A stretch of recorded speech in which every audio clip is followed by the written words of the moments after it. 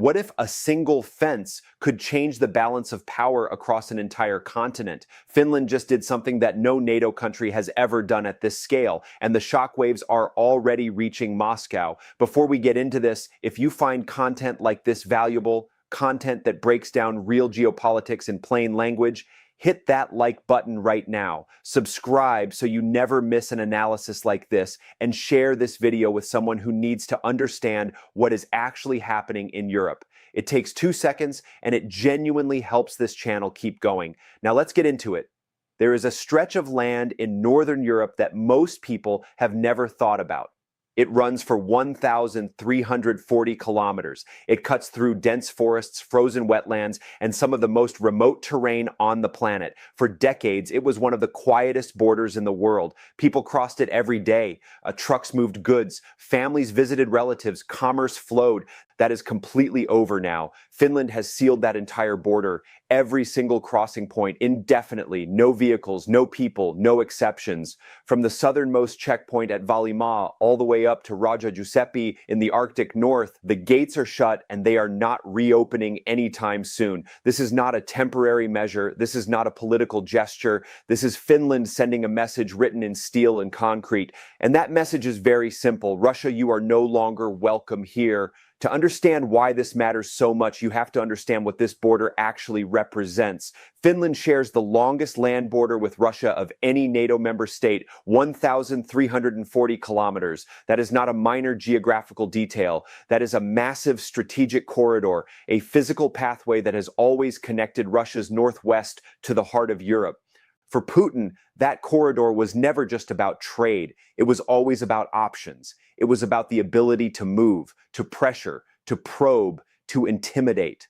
A permeable border gives a country like Russia enormous leverage. It allows for what military strategists call hybrid operations, movements that are not quite military, not quite civilian, but deeply destabilizing. A migrant crisis here, an intelligence asset there, a convoy of trucks that might be carrying more than just cargo. That was the playbook Russia had been running for years. Finland just destroyed that playbook entirely. But to really feel the weight of this moment, you need to travel back in time. Not too far, just to the winter of 1939. The Soviet Union attacked Finland with overwhelming force. The Red Army came pouring across the border, believing the campaign would last 11 days. Instead, Finland held on for over 3 months in what became one of the most brutal and surprising conflicts of the 20th century. Finnish soldiers fought in temperatures as low as -40 degrees. They used the terrain against an enemy that outnumbered them by a staggering margin. They bled for every meter of snow. In the end, Finland could not hold everything.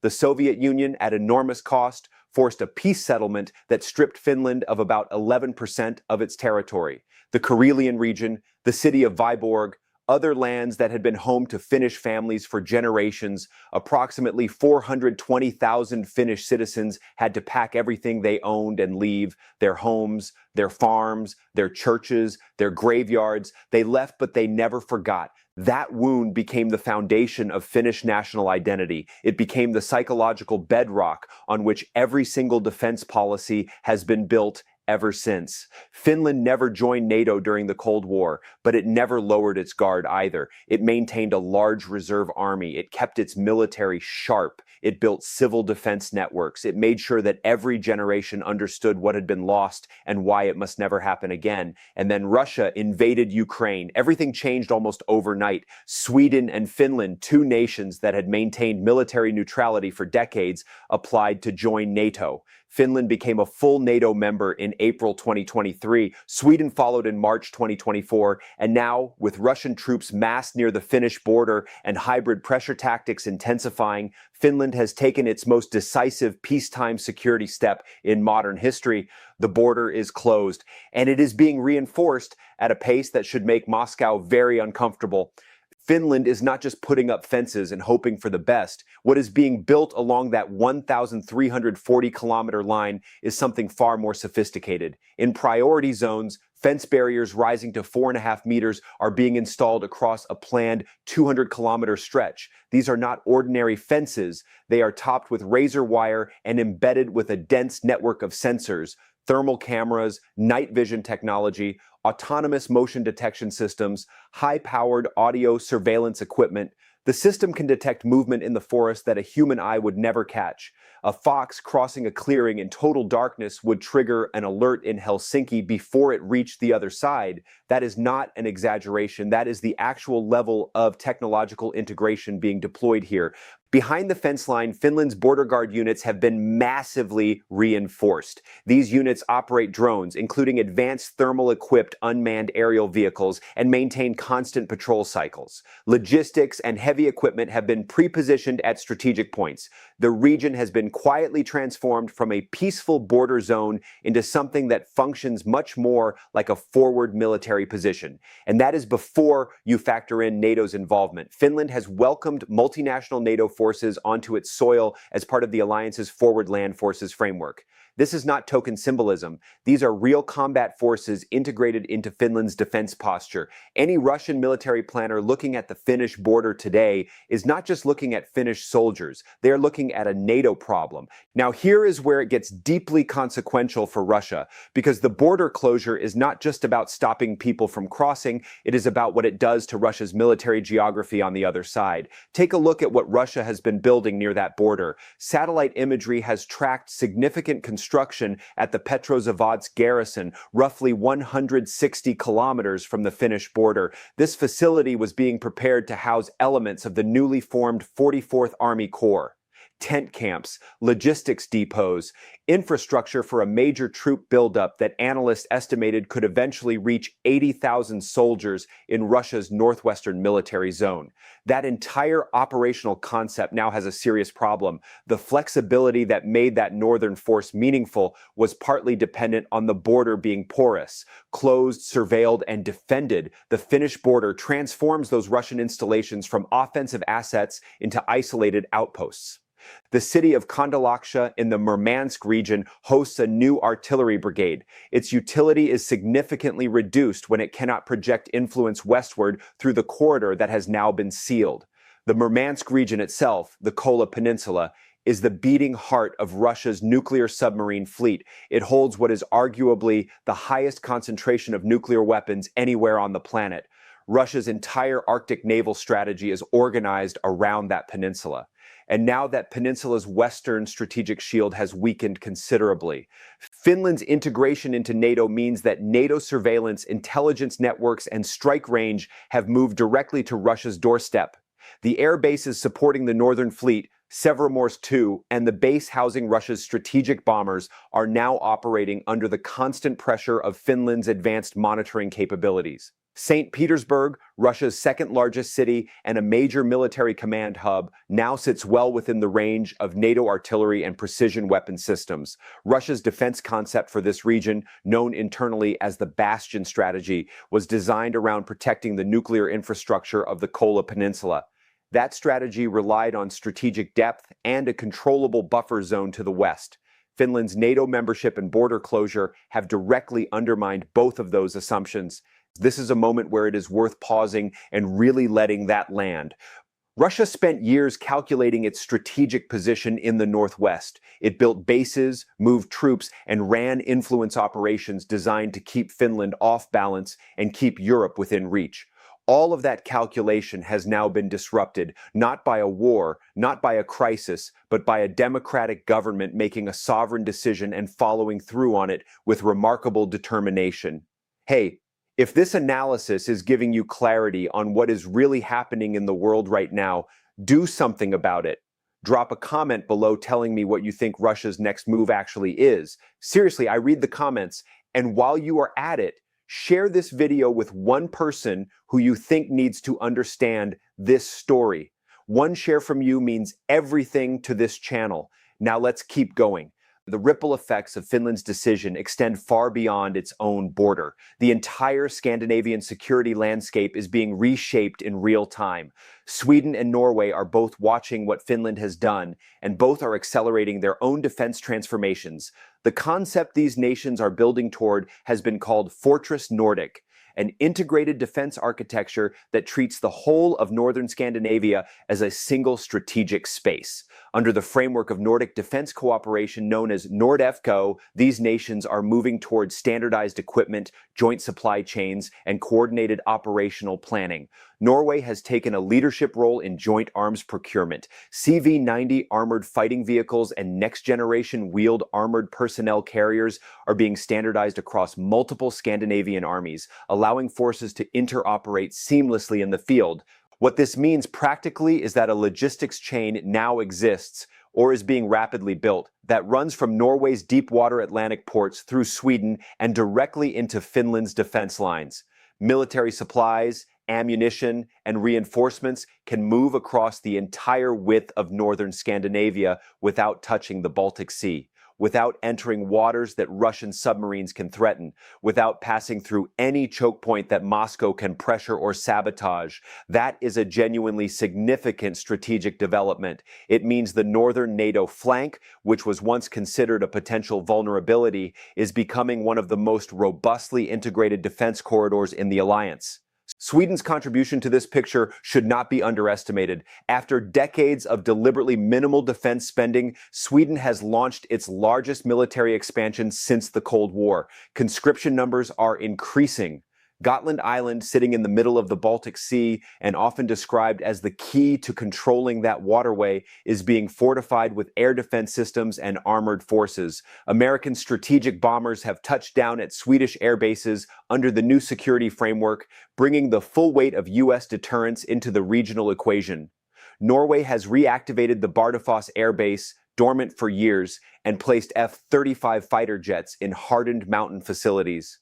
A new NATO Air Command Center in Bodo now coordinates all of northern European airspace from a single hub. British forces have committed to increasing their specialist troop presence in Norway within the next 3 years. This is not an alliance that is sitting back and hoping things stay calm. This is an alliance that has decided the northern flank is a priority and is investing accordingly. And Russia is now geographically squeezed in a way it has not been since the Cold War. The corridor from the Baltic Sea to the Arctic Ocean, which Moscow long used as maneuvering room, has been compressed to a fraction of what it once was.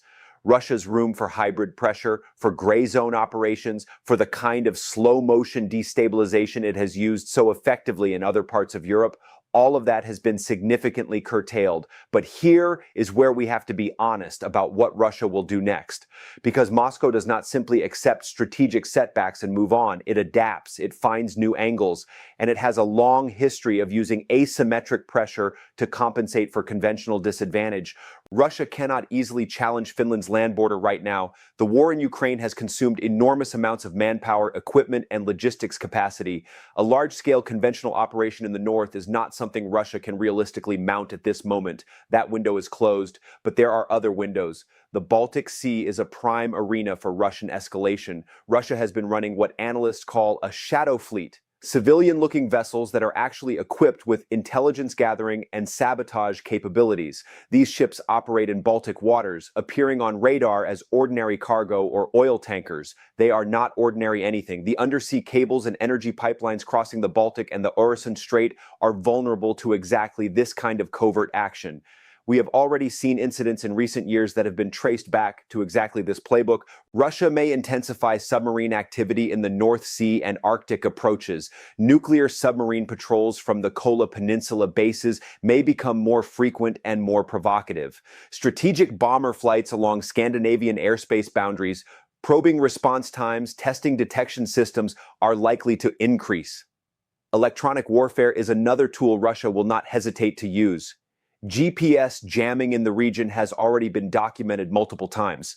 Cyber attacks targeting Finnish and Swedish infrastructure, power grids, hospitals, financial systems are consistent with Russian doctrine and are a near certain component of whatever response Moscow crafts. These attacks are deniable, difficult to attribute with legal precision, and deeply disruptive. The Svalbard archipelago in northern Norway is another pressure point. It sits in the high Arctic, governed by Norway, but with historic Russian presence under treaty arrangements. Russia has probed the edges of those arrangements before and will likely do so again, testing NATO's willingness to invoke Article 5 over remote and ambiguous incidents far from the cameras. There is also the matter of nuclear posturing. With the New START treaty expired and no successor agreement in place, Russia has fewer constraints on how it deploys and communicates about its nuclear arsenal. Expect symbolic missile tests, deliberately timed statements about northern deployments, and carefully orchestrated shows of force designed to keep Scandinavian populations anxious about what escalation might look like. None of this is a secret. Finnish planners know all of it. NATO intelligence services have war-gamed it. The alliance is not naive about what Russia will try. The answer to each of those pressure tactics is already embedded in the choices Finland and its neighbors have been making. The surveillance infrastructure, the integrated logistics chain, the NATO air coordination hub, the hardened air bases, the pre-positioned forces, the trained reserves, all of it is preparation for exactly the kind of multi-domain pressure campaign that Russia is likely to deploy. What Finland has done is not just close a border, it has changed the fundamental strategic grammar of Northern Europe. For years, Russia operated on the assumption that geography gave it leverage, that the sheer size of its territory, the reach of its military presence, and the memory of past aggression would keep countries on its periphery cautious, hesitant, and accommodating. Finland's decision, made deliberately, sustained through genuine domestic political support, and backed by the full weight of NATO, represents the collapse of that assumption. The lesson Finland is teaching right now is one that every nation watching from the outside should understand clearly. National security is not an abstraction, it is a choice, it is a budget, it is a fence you build and a soldier you train and a decision you make, even when it costs your border towns their economic livelihood. Finland's government knew that closing the border would hurt local communities. They did it anyway, because they understood that some costs are acceptable and some risks are not. The generation of Finns who were children when their grandparents crossed the border in 1944, leaving behind everything they had ever known in Karelia, grew up understanding something that comfortable nations often forget. Security is not something you inherit, it is something you maintain every single day through hard choices and honest assessment of who your neighbors actually are. Putin looked at Finland and saw a small country he could pressure. He saw a border he could use. He saw a population that had grown comfortable with stability and might flinch when tested. He was wrong about all of it. That 1,340-kilometer border is now a wall, not just of steel and sensors and razor wire, but of political will and historical memory and the kind of national resolve that no amount of Russian hybrid pressure has ever managed to erode. The forests along that border are quiet now. The crossing points sit empty. The roads that used to carry thousands of vehicles have gone still. But that silence is not weakness. That silence is strength. It is the sound of a nation that has decided once and for all exactly where it stands. And Russia, for the first time in a very long time, is the one being shut out. Here is my final ask for you. If this video made you think differently about what is happening in Northern Europe, if it gave you context you did not have before, then please do 3 things right now. Like this video, subscribe to this channel, and leave a comment below with your honest take. Is Finland's move a turning point, or will Russia find a way to rewrite this story? Your engagement keeps this analysis going, and every single comment matters. Thank you for watching, and I will see you in the next one.